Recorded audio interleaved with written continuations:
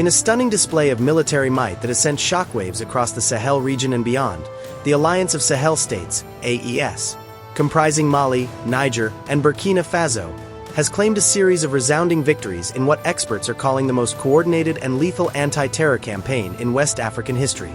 Deploying heavy artillery, drone swarms, and elite special forces units, the AES Joint Military Command has reportedly obliterated dozens of jihadist camps, neutralized hundreds of militants, and reclaimed vast swaths of territory long plagued by insurgent violence.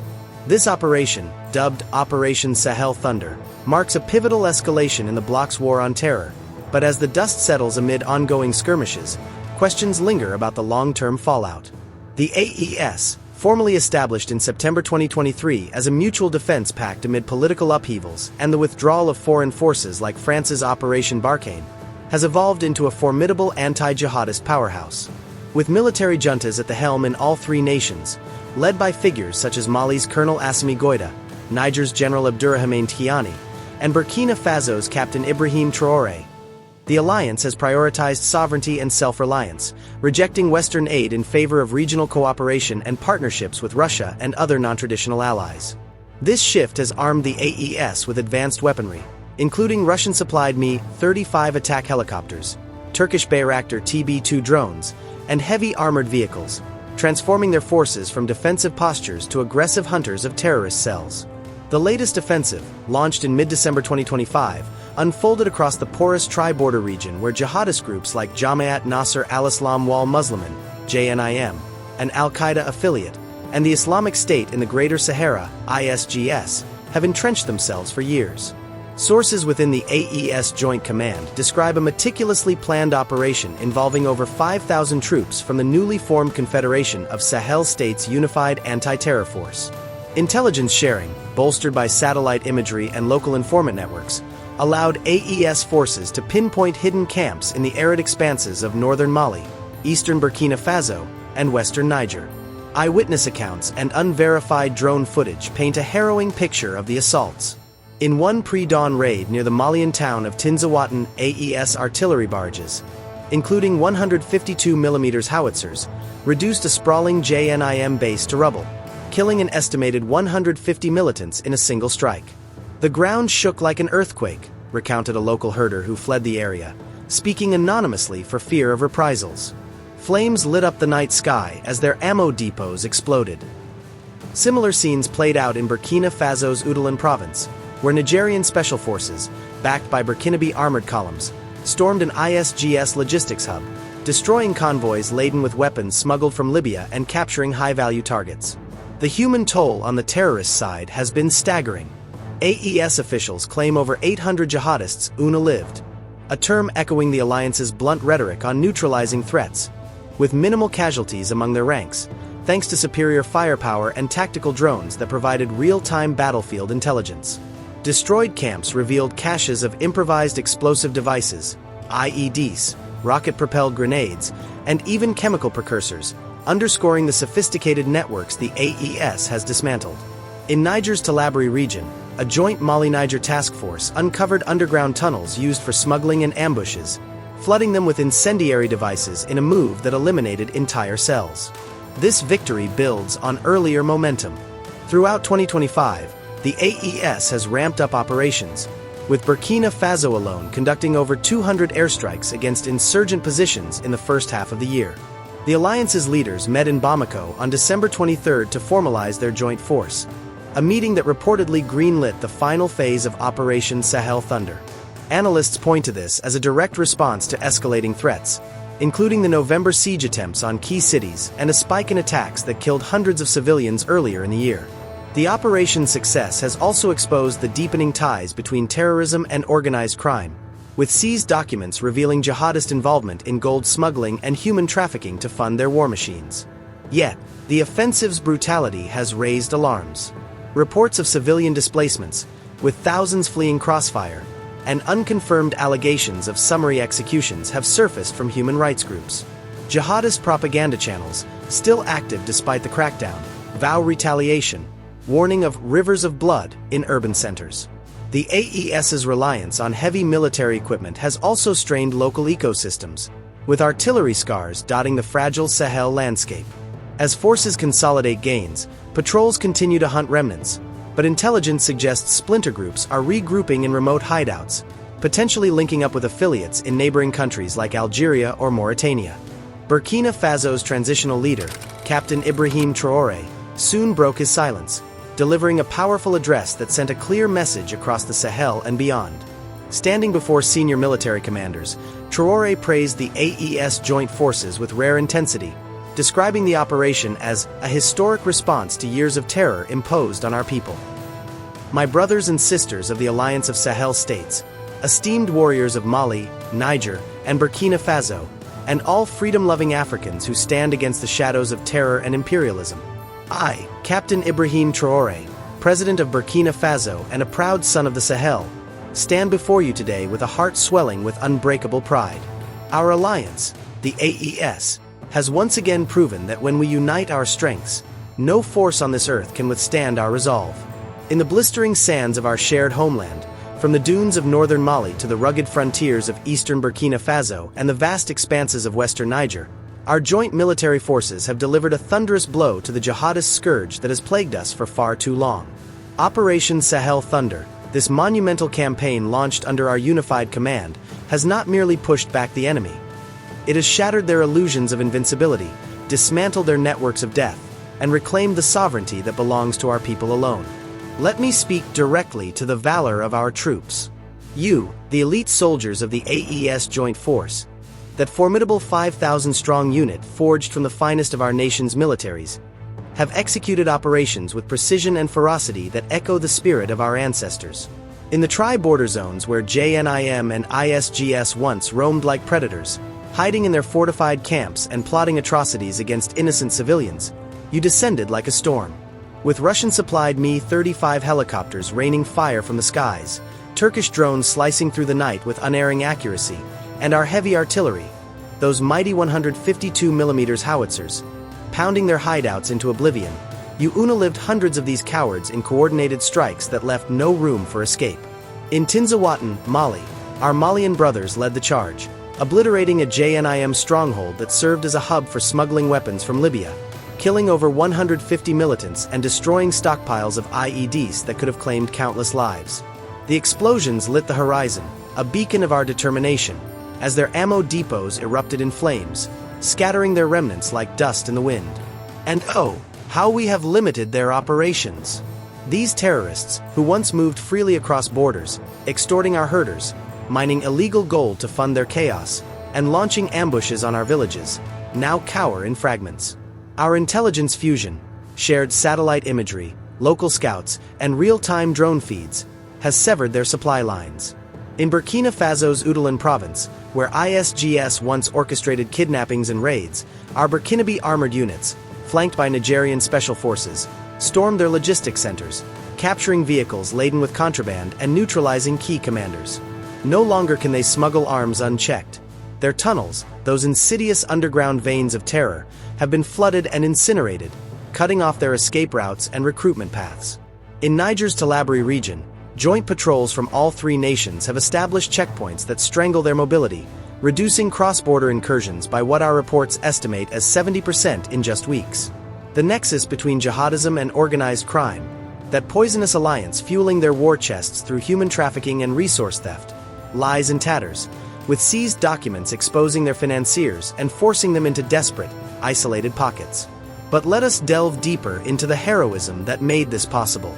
I salute the commanders who met in Bamako on December 23, 2025, to seal our pact, Colonel Assimi Goïta of Mali, General Abdourahmane Tiani of Niger, and myself, forging not just a military alliance but a brotherhood unbreakable against imperialism's disguises. This is no mere fight against faceless terrorists.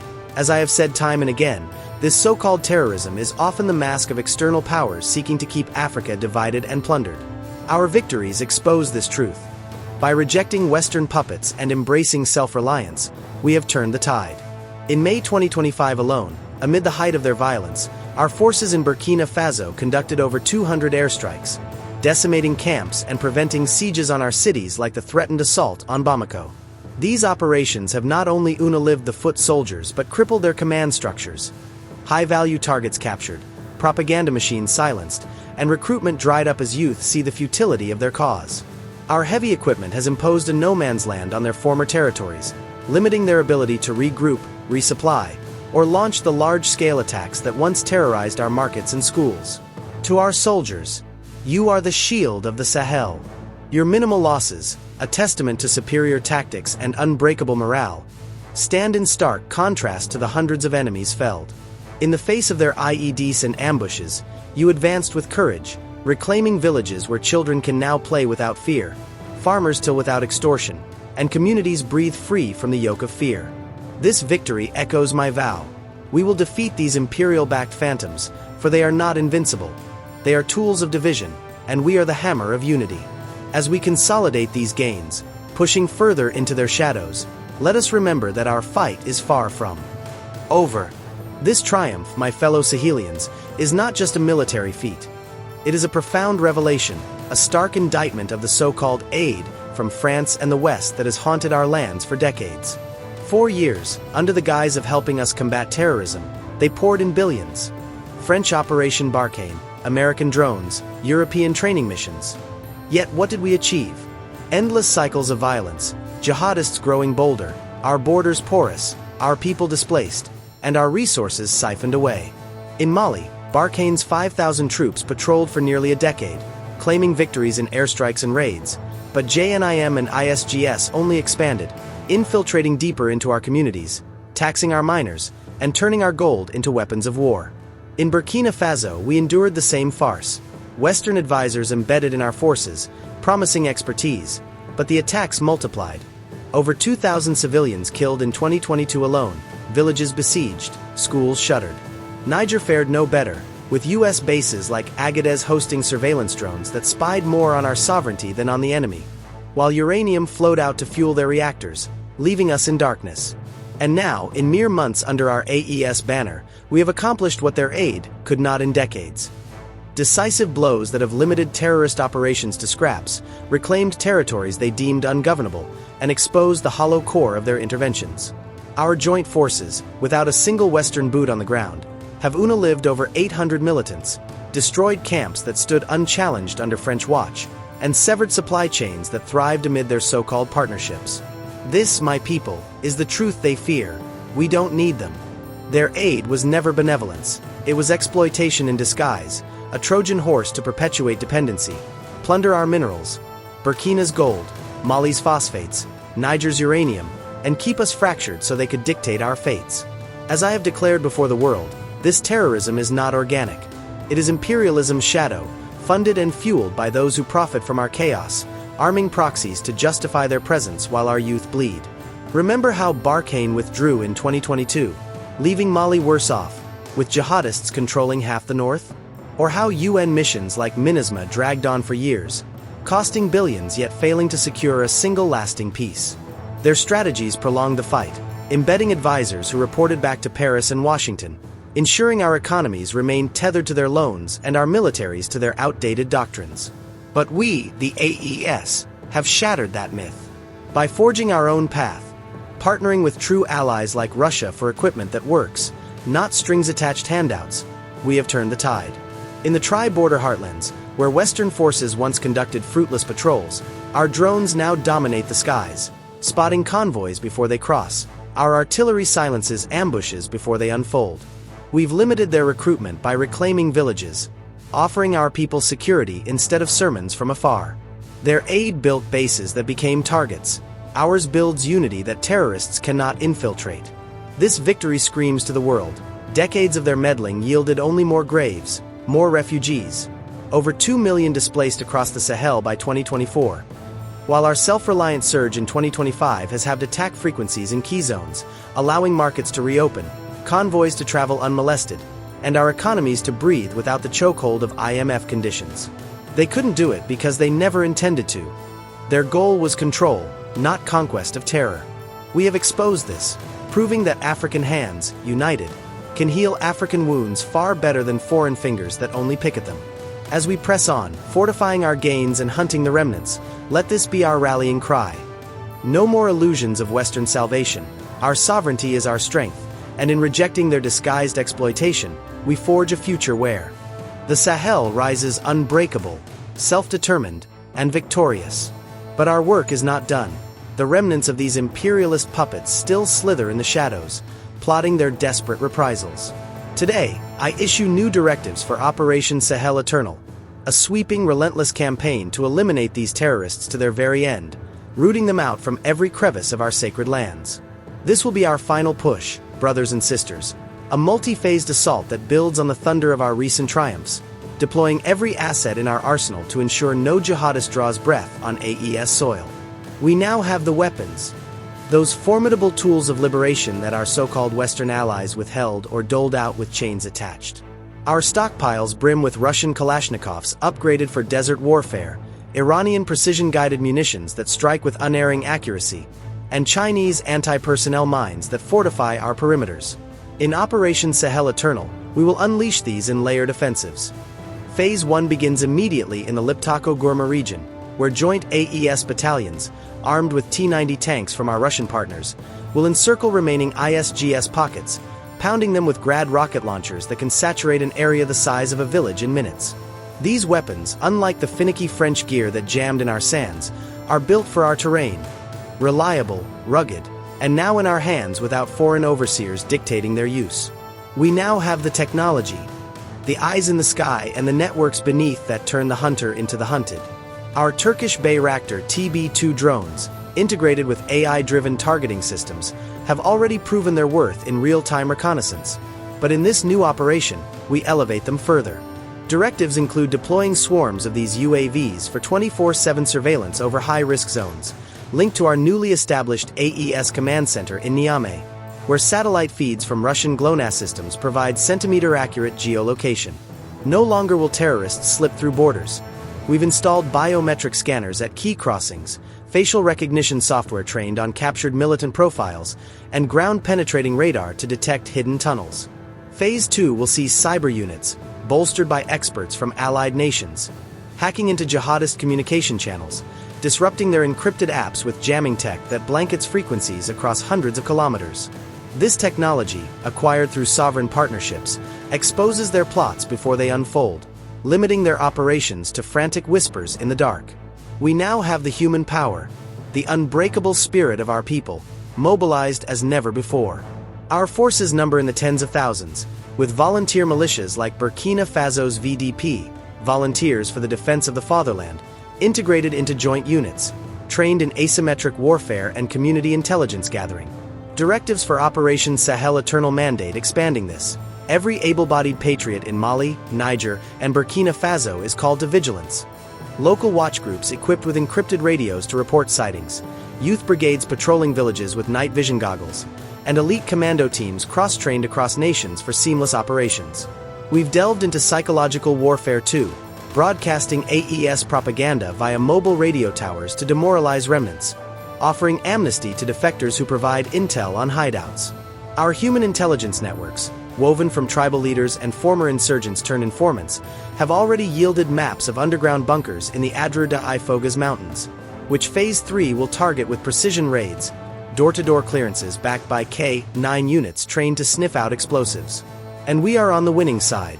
History bends to us now, with momentum that these fractured foes cannot match. Our security features extend beyond the battlefield. We've fortified critical infrastructure with anti-drone nets over power grids, established rapid response bases every 50 kilometers along borders, and implemented a unified AES passport system to track movements while easing trade among our peoples. Community resilience programs train civilians in first aid and evacuation, turning potential victims into active defenders. In delving deeper, consider our economic shields. By nationalizing mines once exploited by Western firms, we've funded armored convoys that escort humanitarian aid, starving terrorists of extortion revenues. Our alliances with Wagner Group veterans provide tactical expertise without the colonial baggage, teaching our troops urban combat drills that have reduced civilian casualties by 80% in recent ops. This holistic approach, weapons, tech, humans, and strategy intertwined, ensures total elimination.